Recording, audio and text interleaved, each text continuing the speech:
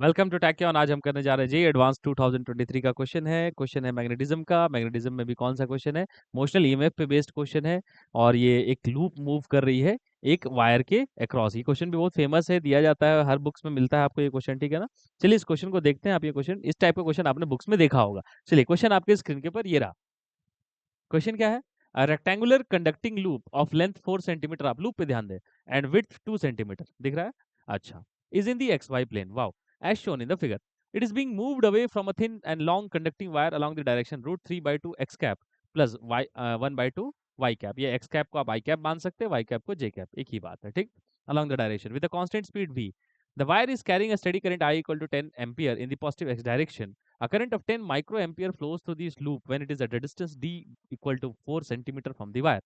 If the resistance of the loop is 0.1 ohm, then the value of V is, ठीक है ना, permeability दिया हुआ है, ठीक है। तो ये क्वेश्चन क्या है? बड़ा प्यारा सा क्वेश्चन है, देखो इसमें।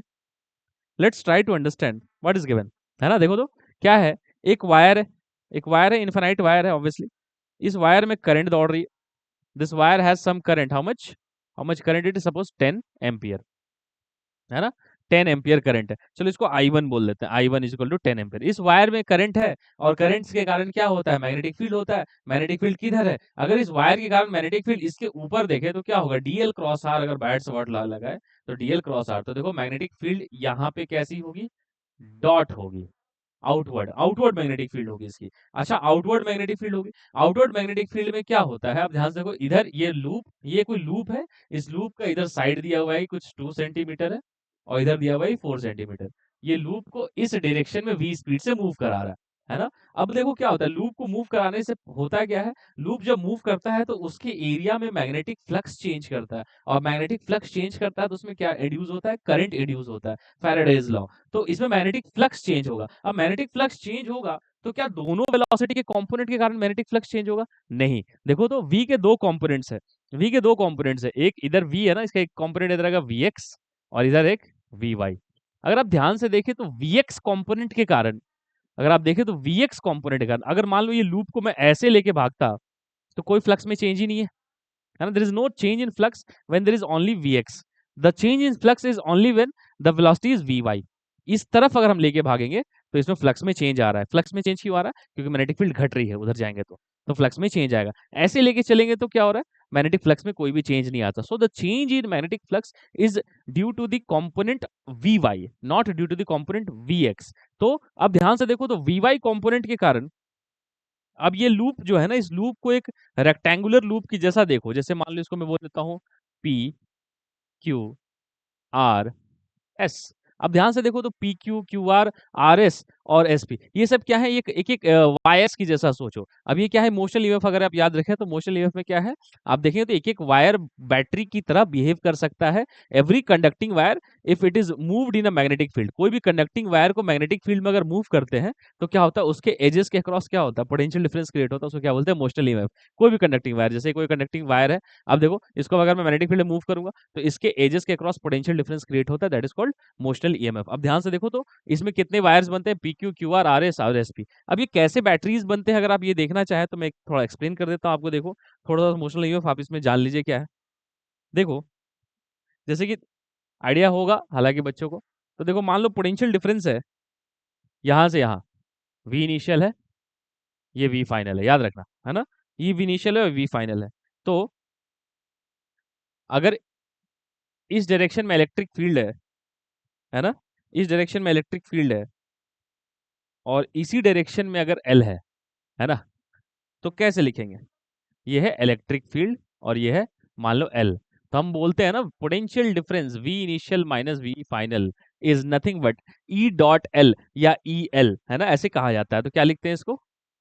ई डॉट एल, है ना, ये आप जानते होंगे ई डॉट एल। अगर मान लो एल डायरेक्शन में नहीं भी है तो अब इसमें हम लोग लिख सकते हैं पोटेंशियल डिफरेंस ई डॉट एल। अब यहाँ देखो मैग्नेटिक फील्ड में एक ये चीज आती है minus v cross B dot L.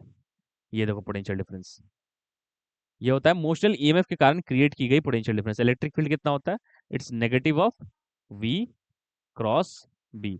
अगर ये भी जानना है ये कैसे होता है, तो अगर ये जानना है तो क्या होता है, एट मोशनल ईएमएफ मतलब किसी कांस्टेंट स्पीड में जब भी कंडक्टर मूव करता है तो उसमें क्या हो जाता है? कंडक्टर मूव करता है तो इलेक्ट्रिक फोर्स और मैग्नेटिक फोर्स बैलेंस्ड हो जाते हैं।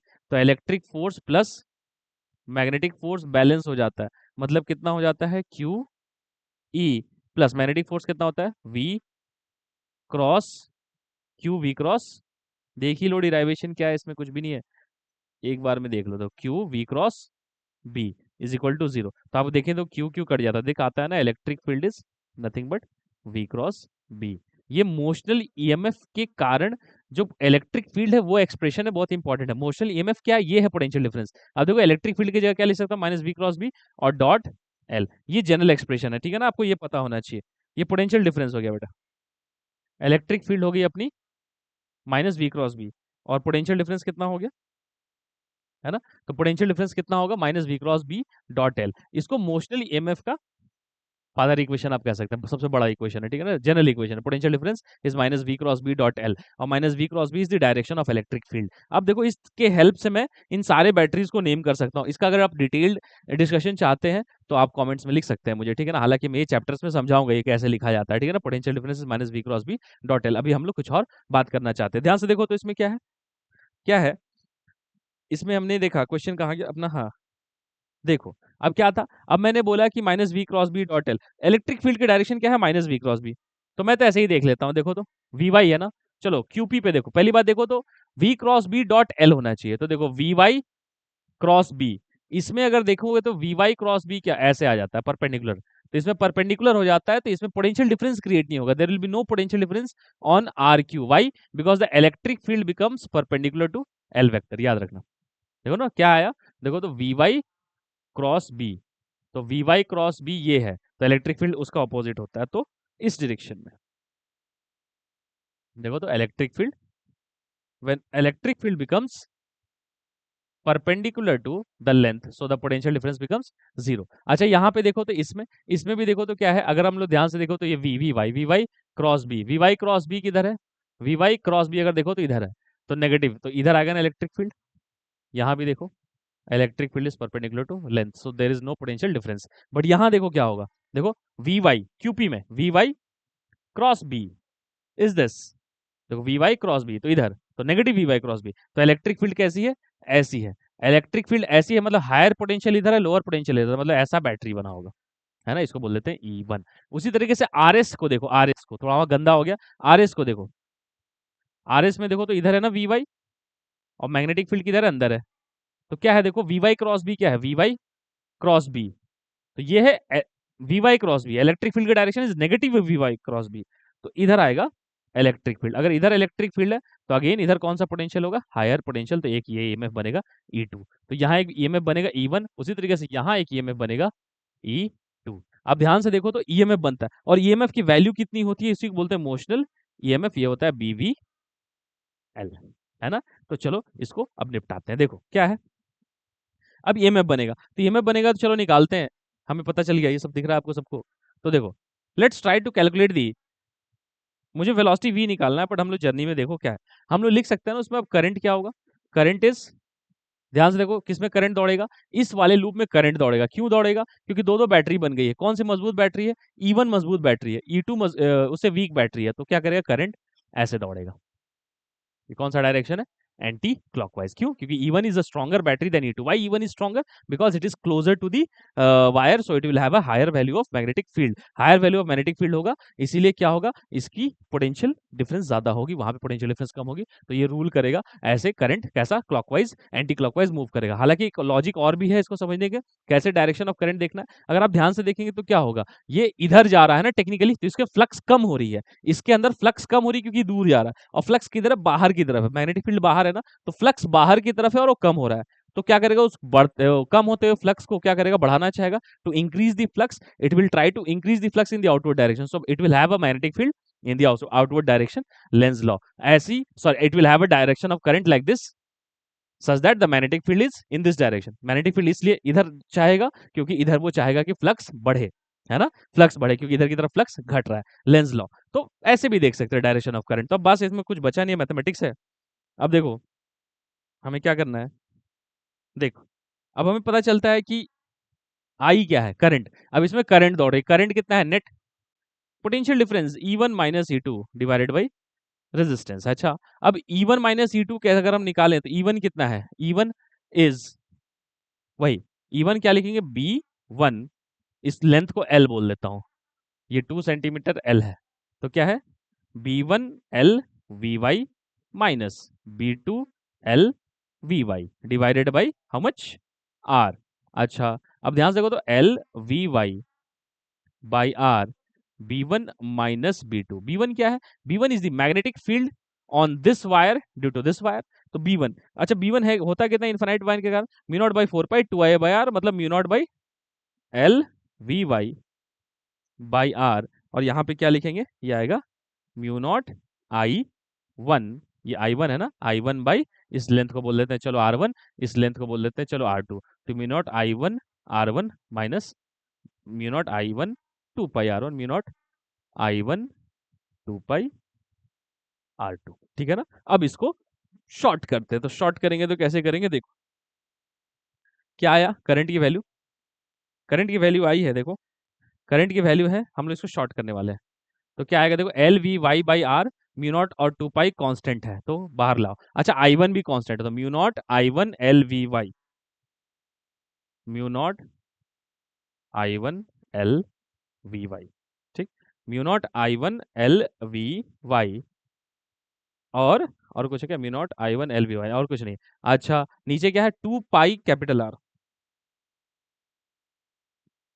नीचे क्या है, 2 पाई कैपिटल आर, और अंदर क्या है, 1 by R one minus 1 by R2, बस। अभी क्या बचा, देखो इसमें Vy मुझे अलग करना है, तो क्या लिखूंगा, mu naught I1 L Vy by 2 pi R, यहाँ पे हो जाएगा R2 minus R1 by R1 R2, है ना, ये I है, तो Vy की वैल्यू कितनी दिख रही है मुझे, Vy की वैल्यू दिखेगी 2 pi R I R1 R2 divided by how much, mu naught I1 into l we y. अच्छा, ये वाली करंट जो है, ये वाली करंट लूप में है, तो इसको चलो I2 बोल देते हैं फॉर डिफरेंशिएटिंग इट, तो कितना आ जाएगा ये, Vy की वैल्यू 2 पाई आर, ये I2 है ना। अब देखो ये है Vy, अब सबकी वैल्यूज रखते हैं, अब आंसर आ जाएगा, देखो तो देखो Vy की वैल्यू कितनी है, देखो 2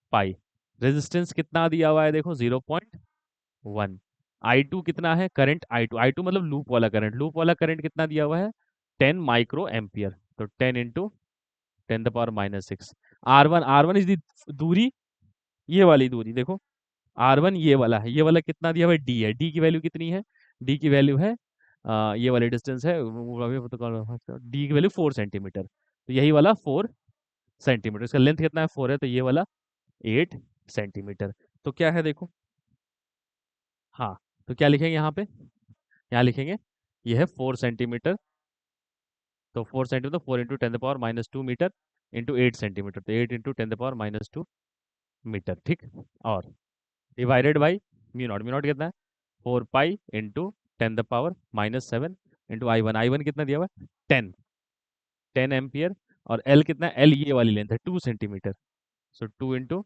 10⁻⁻², और क्या बच गया, अच्छा यहाँ Vy थोड़ी होना चाहिए, यहाँ तो Vy तो मैंने उधर निकाल लिया, तो यहीं पे ये चीज़ खत्म। अब देखो ध्यान से इसको कैलकुलेट करते हैं, तो क्या आएगा, ये आएगा 2, है ना, अब देखो ये क्या आएगा, 2 2 कैंसिल, और देखो 4, ये कैंसिल, अच्छा अब देख क्या आने वाला है इसमें, ये आएगा 80, है ना, तो 80/10, इसका कैलकुलेशन आप लोग करेंगे तो आपको आता हुआ नजर आएगा कितना, 80/10, हाँ, तो 80/10, तो इसको कैलकुलेशन करो,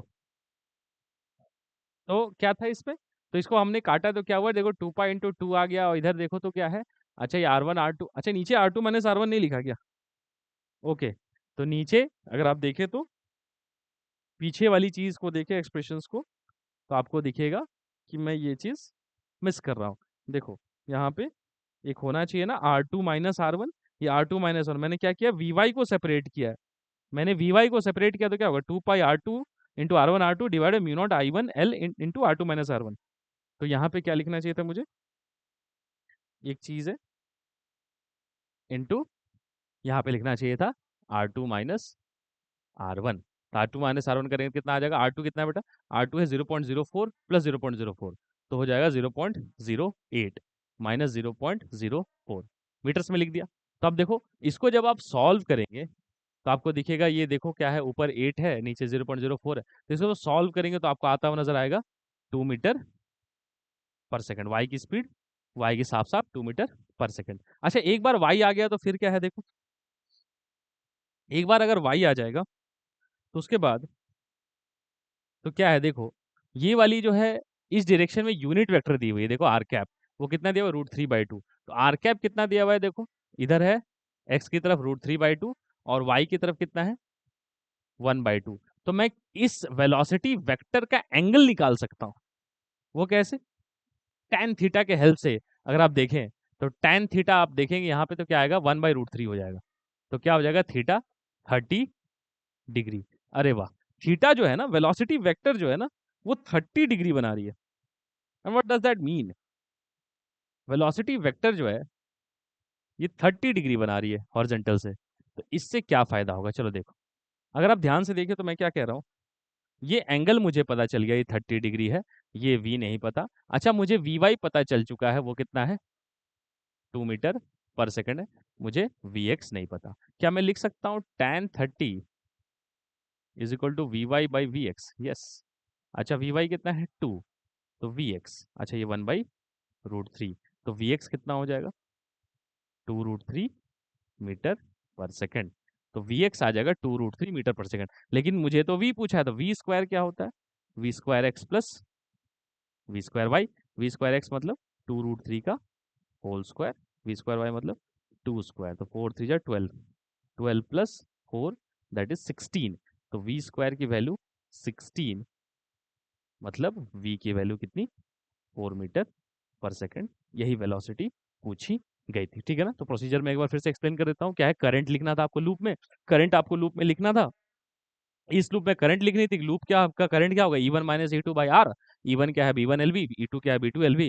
वहां से करंट के हेल्प से वहां पे आपने देखा कि इस वेलोसिटी का एक ही कंपोनेंट के कारण फ्लक्स चेंज होता है, इस कंपोनेंट का फ्लक्स चेंज नहीं होता, इसके कारण होता है। तो उसके बाद आपने जब करंट लिखा, करंट के हेल्प से Vy निकाला, Vy के हेल्प से Vx निकाला, Vx के हेल्प से Vy, Vx के हेल्प से V निकाला। आई होप ये बात आपको समझ में आएगी। मिलते हैं नेक्स्ट क्वेश्चन में। Till then take care, bye.